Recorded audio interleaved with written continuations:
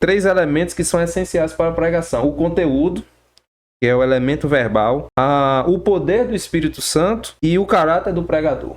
Então, esses três elementos compõem uma pregação genuína, uma pregação verdadeiramente bíblica cristã, né? É uma pregação focada no conteúdo.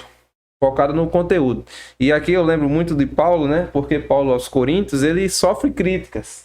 As pessoas dizem, esse Paulo aí é fraco de presença.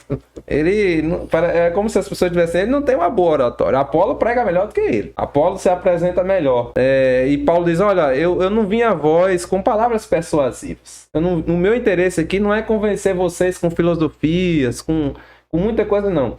Mas eu fui a vós com muita certeza, com muita convicção e no poder do Espírito. Então, esta é a missão do pregador e estes são os elementos que formam a pregação bíblica, a pregação cristã. Pode até ter palavras persuasivas, mas não de sabedoria humana. Exatamente. De sabedoria. Porque a pregação é uma argumentação, como você disse.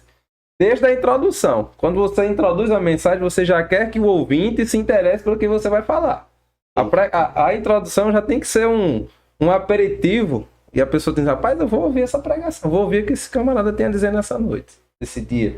E aí, ao longo da mensagem, ele vai argumentar biblicamente por que o ouvinte tem que fazer aquilo, né? E até chegar à conclusão, onde aí o Espírito Santo é quem vai realizar a obra. Seja ela de conversão, seja ela de alguma outra natureza, mas o pregador em si ele está argumentando através da palavra do Espírito até chegar a um fim.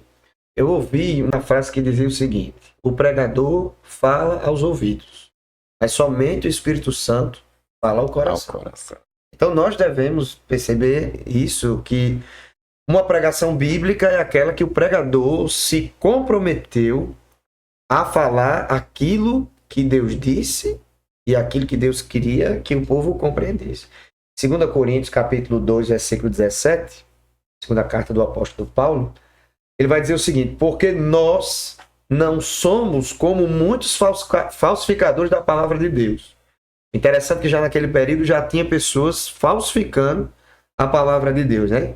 Ele diz, agora para fazer um contraste, antes falamos de Cristo com sinceridade. Como de Deus na presença de Deus. O segredo, como de Deus na presença de Deus.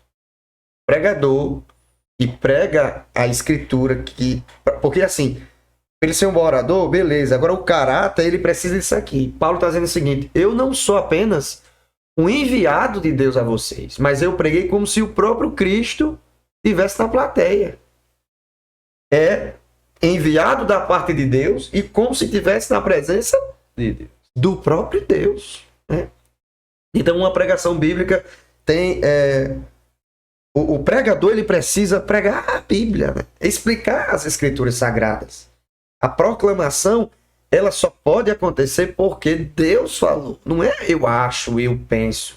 Nós estamos acostumados hoje a recebermos uma grande quantidade de mensagens que falam simplesmente das nossas emoções, mas não trazem uma verdade bíblica. Não,